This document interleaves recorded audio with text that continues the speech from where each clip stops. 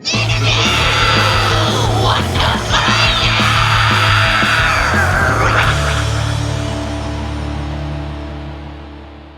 guys, what's up? This is Emma from Dying Wish, and you are watching Interview Under Fire.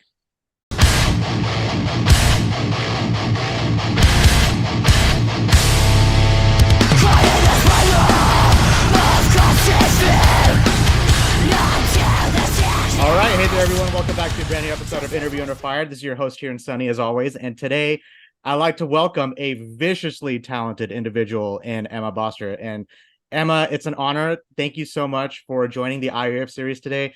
Man, oh man, right? I think we are quickly closing in on an exciting time of the year for you and the rest of the guys over at Dying Wish with the release of Symptoms of Survival. Drops November 3rd on Sharptone. First off, congrats. You guys have been picking up insane momentum as of late. The reception has been very, very well received and welcomed. And those jaw-breaking singles, if I can name a couple off the bat, Watch My Promise Die and Torn From Your Silhouette, just name a few. A lot to discover about this album, including everything that you're about, you know? Before we get to all that, right? Let's take a deep breath here. We did a little pre-interview. I know you got to pinch yourself if you have to. Like, how are you? It's been a busy 2023 leading up to all this. You got a big tour coming up. Dude, this is exciting times. Would you agree?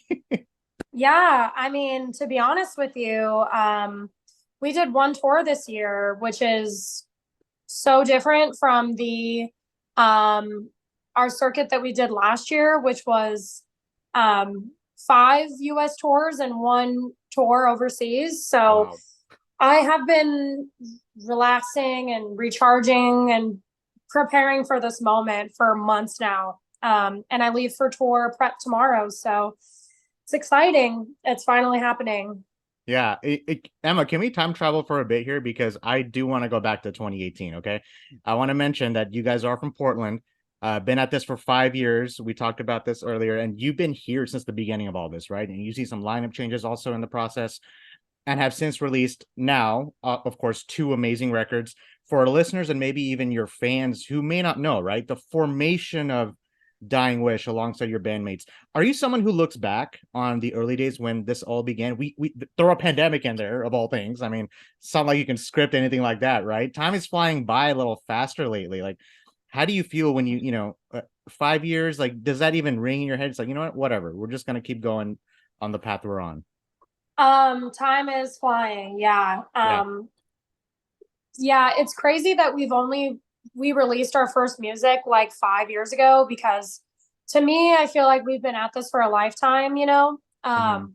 And while it's catching on really quickly, like we put everything into this all the time. So, you know, a lot of it is like, obviously some bands blow up overnight, but most of them don't. And so you have to keep grinding, and it's all about like this patience. And so in that regard, it feels like time is kind of crawling a little bit. But Yeah. besides that, like we've done so much in the past 5 years, it's just flown by. And you know, we reminisce a lot. It's kind of part of like our thing is we never really let shit go. So I'm almost um too nostalgic sometimes. So when I ask this question, I always get so many different variations of answers. So I appreciate you sharing that.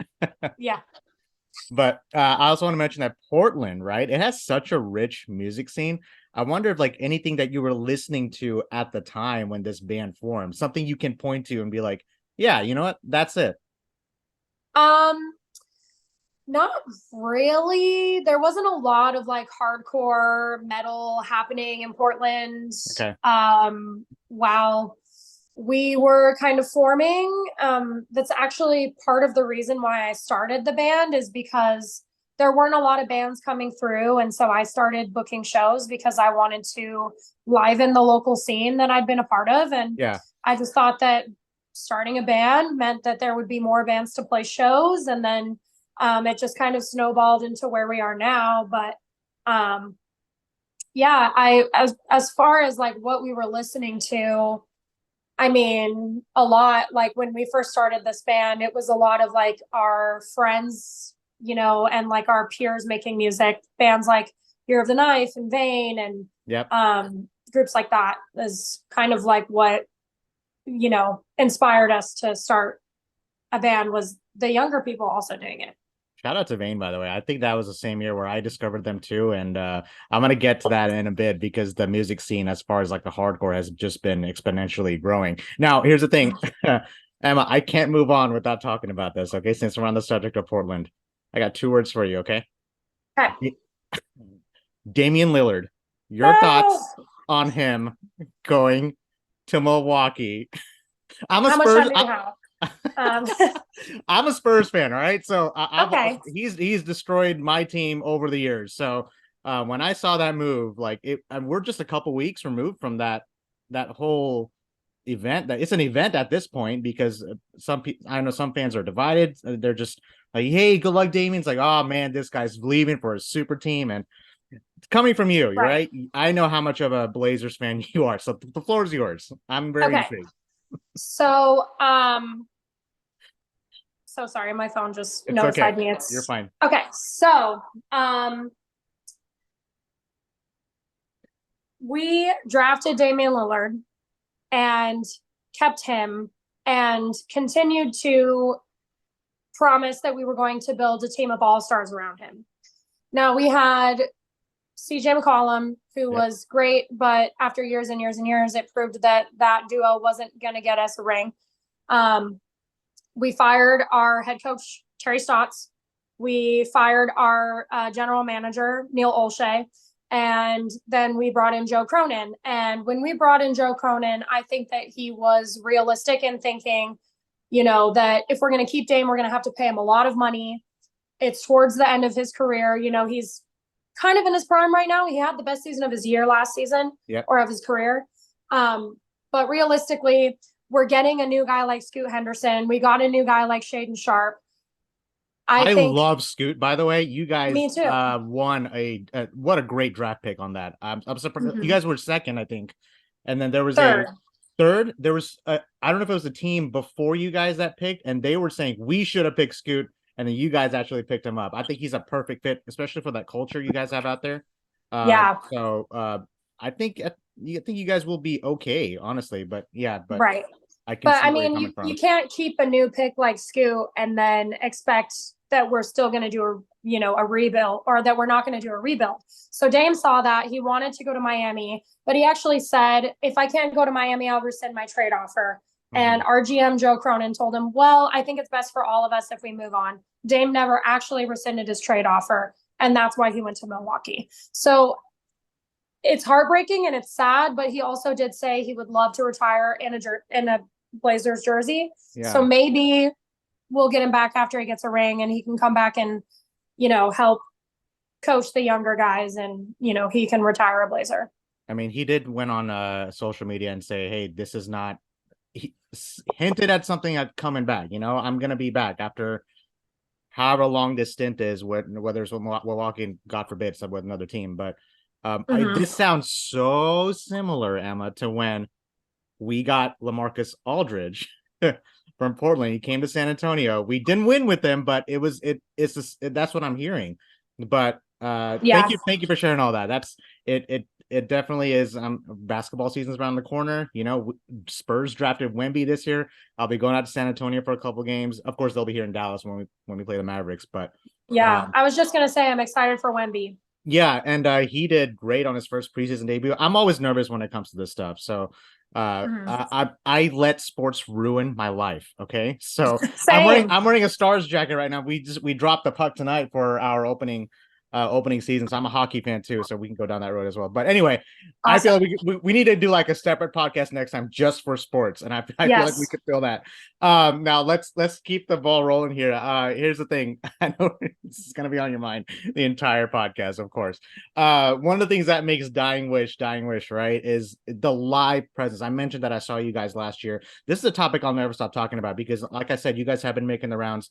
Of course, I saw you guys last time with Devil Wears Prada, Straight from the Path, crushed it. You guys have toured with some of my favorites, like Hatebreed, shout out to Motionless and Limp Bizkit counterparts who will also be here Saturday, Terror, and you're doing your first ever headlining tour coming up. I will see you guys at Wrecking Ball in a couple weeks. Awesome. So excited about that. Frozen Soul, Chad, those guys are great friends of mine, absolutely amazing people. So I can't wait to see you guys crush it out there. Emma, what is it about live music that really brings out the best in you? Because I feel like it seems out of everything you've done in your life, and I've seen you a couple times, it really seems like you're really in your element out of anything else you've done. Do you agree or disagree to that? Yeah, I think that that's where I really thrive. I feel really comfortable on a stage, and I think that's the only way that I've ever felt I can really express myself.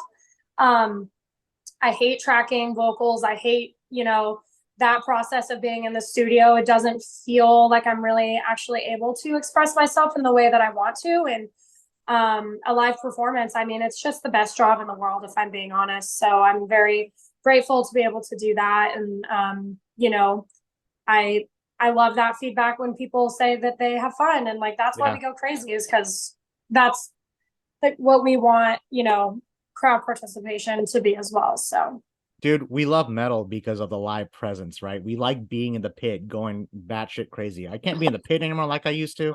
yeah. But maybe for Dying Wish, I'll be the guy going crazy in the pit. You'll obviously see me. You've been on the road a lot, you're gonna be on the road a lot coming up. Here's the Yeah. thing. Okay, when you're getting ready for a tour, what are some essentials you take with you? I love this question. Let's do a little pre-tour prep here. You're going on tour in what, 8 days? Okay. What something you take with you? Maybe not Max, but anything No. else that's like important to that's this is a must. So A stuffed animal. important. That's a Um, priority. Stuffed animal because I want something to comfort me and feel like a piece of home when I'm sleeping in a van every night. Um, what else? Actually, Tour love essential. I love that answer. Actually, I didn't think about that. The way That's like my you number describe that. one, besides like, the normal like toiletries and stuff like that. Hmm. We always have dude wipes on us for when you can't take a shower and you need to take a tour shower. I use this Um, religiously. yeah. Besides like vitamins and stuff, like those are my essentials. Yeah. I love that answer. The whole stuffed animal thing to take with you. I get the sense of, in another way, you can take something that reminds you of home with you. That way you Mhm. you don't feel so alienated from. I get the worst anxiety when I'm like just out and about. You can't really tell because I'm talking so much, but when I bring something with me, you have that sense of comfort. So very cool, very cool. So 8 days Yeah. away. You're excited? I am, yeah. I relate to what you just said though, because I'm a very like outgoing, friendly person, but I also have a lot of social anxiety. So I tend to spiral about 2 weeks into tour because I prioritize making sure that I'm like meeting people and like, Hmm. creating relationships within my tour package, and then I just get so burnt out. Yeah. So I'm learning the balance of everything still, but I'm really excited to play these shows and to get back out there, hang out with my friends, my best friends in the world. So I'm really excited. And dude, it's not easy, man. So I really appreciate you for getting out there and dude, people look up to you. That's a really cool thing. And I've seen these crowds go insane. I get my head kicked in when I get to shoot you guys when I'm a photographer for when Dying Wish is on stage. It's totally worth it because they love it. You're doing Yeah, something for them that they can't get anywhere else. So I think that's a really important thing to see. But um, it's special for us too. yeah, Yeah. yeah, yeah. And the connection you guys feel, it's so different than probably any other band. But I appreciate you sharing all that. Let's get to the music because we talked about everything except Symptoms of Survival. This drops on November 3rd on Sharptone. You said this, and you said we found our sound. Man, you could not be more correct because this follows up your 2021 debut record, Fragments of a Bitter Memory. That's still on my rotation today. Uh, I feel like that album really put you guys on the map within the hardcore, even metalcore movement. Emma, the result of that first record, right? Not only was it a top 10 album for many that year, and yes, that is a fact. Look up all these outlets. You have amassed, I believe, over 2.1 million Spotify streams and counting, including widespread critical acclaim from outlets like Kerrang, Revolver. I love how humble you are as we're going through this exchange, this interview. When you hear numbers and recognition like that, especially with it being this early in your career, tell me, is there a level of, I don't know, demand, pressure at all for you when you sit down and write new music again? Or are you just someone who drowns out all that noise? Because you got the debut record out of the way, right? Right. So I wonder what goes on in the head of yours. I was shocked.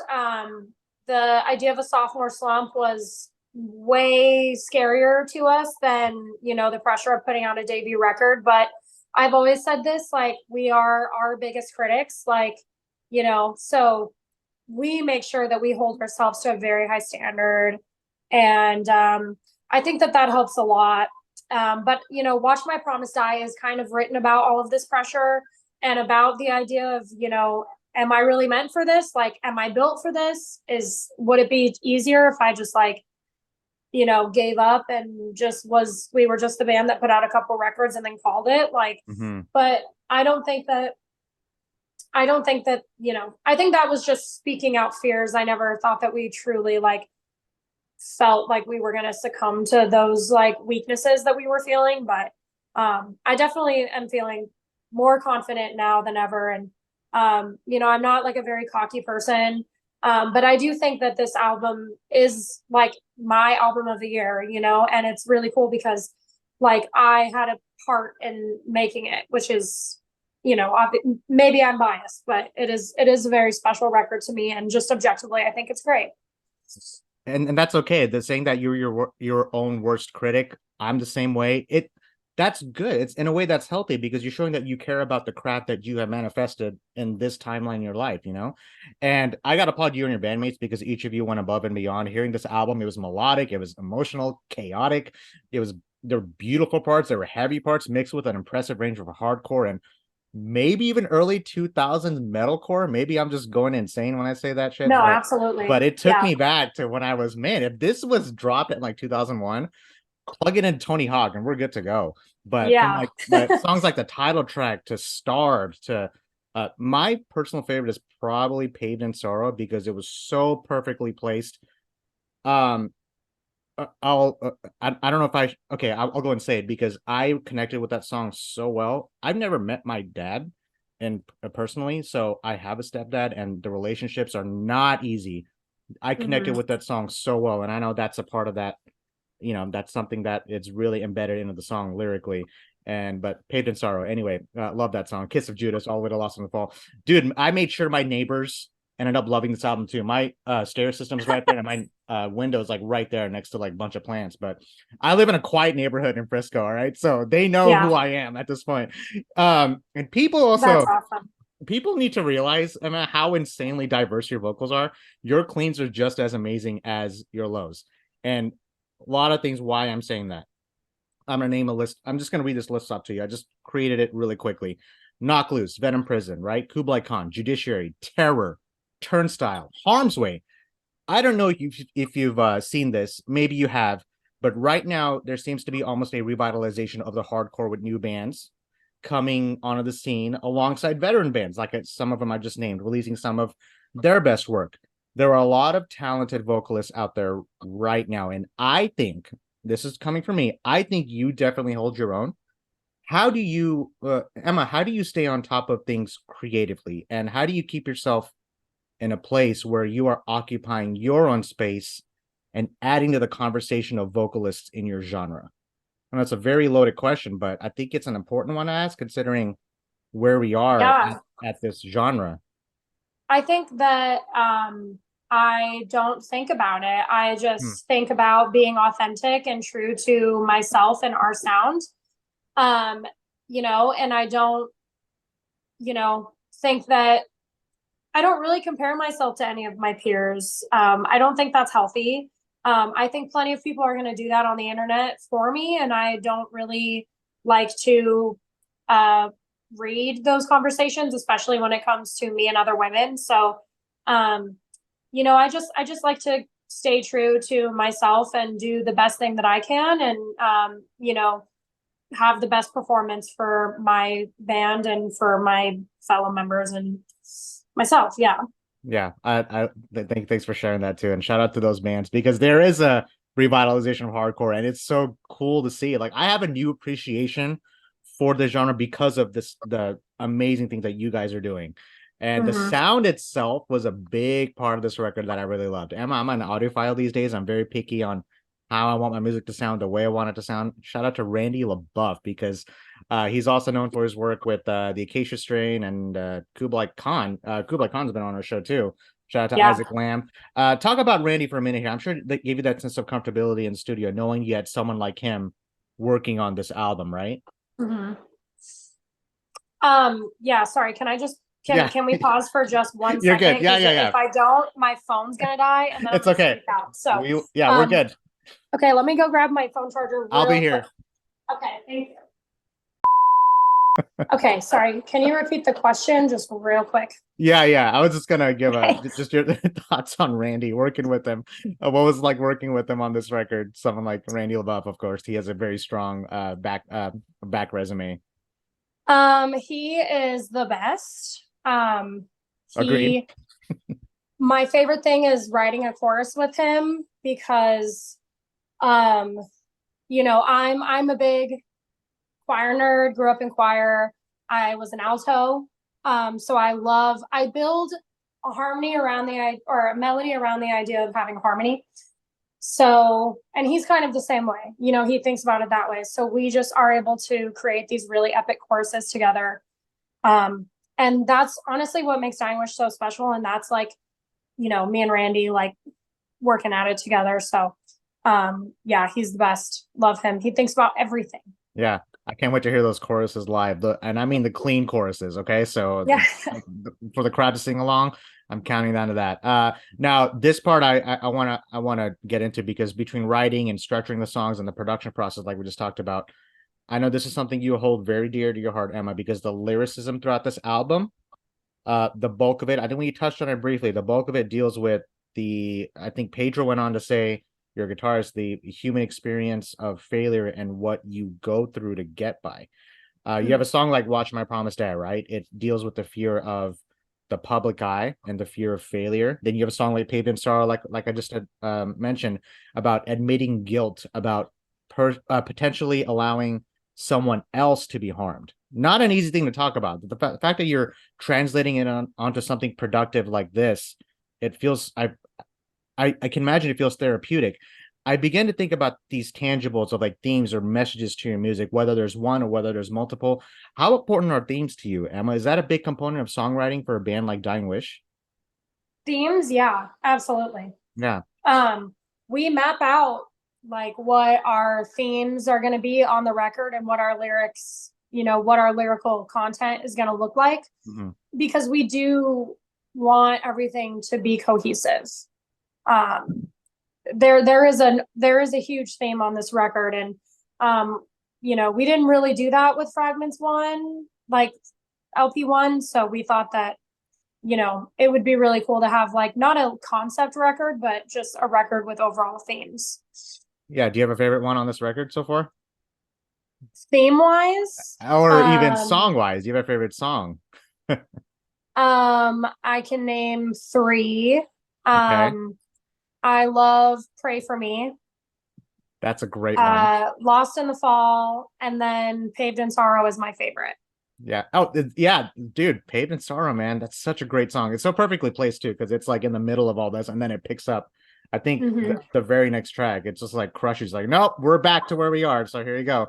Yeah. If you bought a vinyl, Paved in Sorrow will be the end of side A. Okay, good to know. Will you have that with you on tour? Yes. Okay, awesome, man. So a lot of great things to look forward to. Emma, we've covered a good amount of ground on this awesome conversation, by the way. I mean, thank you for sharing so much about who you are and what Dying Wish is all about, representing Portland and in the music sense and the art form that you guys convey, right? And from the different experiences and perspectives in your timeline that you've taken in, which we've discussed about, performing for as long as you have, and the people you have met and worked with during these two records, touring, your growing fan base, the relationship you have with your bandmates, yourself, and the music. Damian freaking Lillard, everything we talked about. And we're entering an exciting chapter with you, Emma. And that's really, I'm excited to see where you and the band go from here.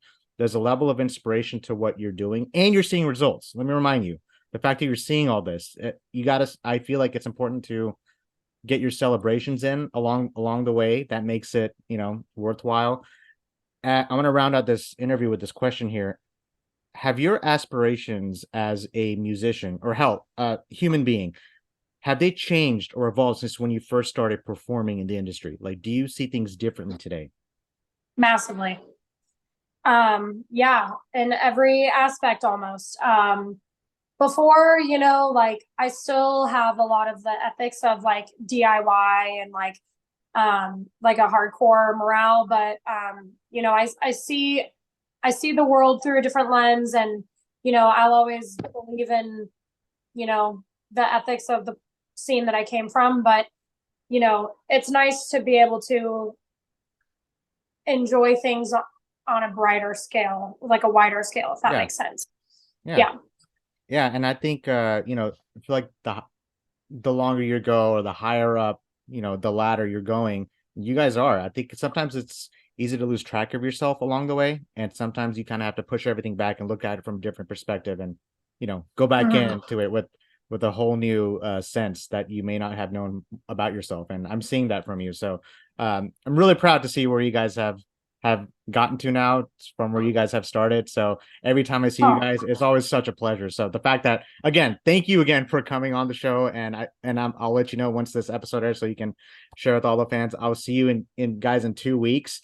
Emma, do you have any like last words? Is any shout outs, anything else you'd like to plug or mention as far as Dying Wish, the new album, the tour, maybe a new music video, or whatever you can and cannot say? So the floor is yours as we finish it off here. Number one, we have an upcoming headlining tour. We've never done a headlining tour in our careers. All of the support bands are awesome. The shows are starting to sell out. So make sure you get your tickets soon. Coming to a city near you. I wish we could play every city in the world, but we can't. So do that.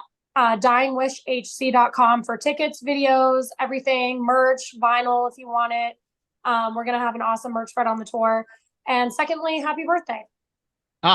Thank you so much, Emma. And those bands that you mentioned that are on the tour with you, Boundaries, Omerta, Foreign Hands, Gates to Hell, Roman Candle, Excite. Those are great bands. If you guys aren't going out on this tour, I don't know what to tell you. You are missing out. It kicks off October 20th, and I will see you guys at Wrecking Balls, pretty much, because it's one of the I've seen so many bands, but when I see Dying Wish on the lineup, I'm fucking going. So awesome. Emma, thank you from the bottom of my heart. Have a great tour. Hi to Max, give him a hug for me. Take care of yourself on tour. I'll see you in a couple weeks. And everyone's listening, Symptoms of Survival drops November 3rd on Sharptone Records. If you could do me a favor, buy the records, because the bands can't do it without your help. It really goes a long way. What did I say? I'm wearing a 90s jacket, talking about 90s with you. I still buy records that's sitting in the corner of my room, or I'm very old fashioned. So please buy the record. I like holding the hard copy. And everyone, you can listen to this podcast on all major podcast streams out there. Check us out on interviewunderfire.com. Emma, I'll talk to you next time. See you on the road. All right. Stay safe. Awesome. Thanks, Sonny. Have a good day.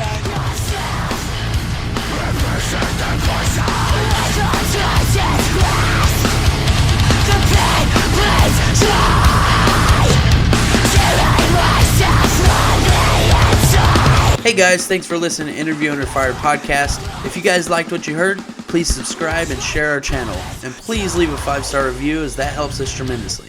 If you'd like to check out more, visit www.interviewunderfire.com or our social media channels on Facebook, Instagram, and YouTube. And finally, we want to thank you all for the support you've been giving us. Keep it burning.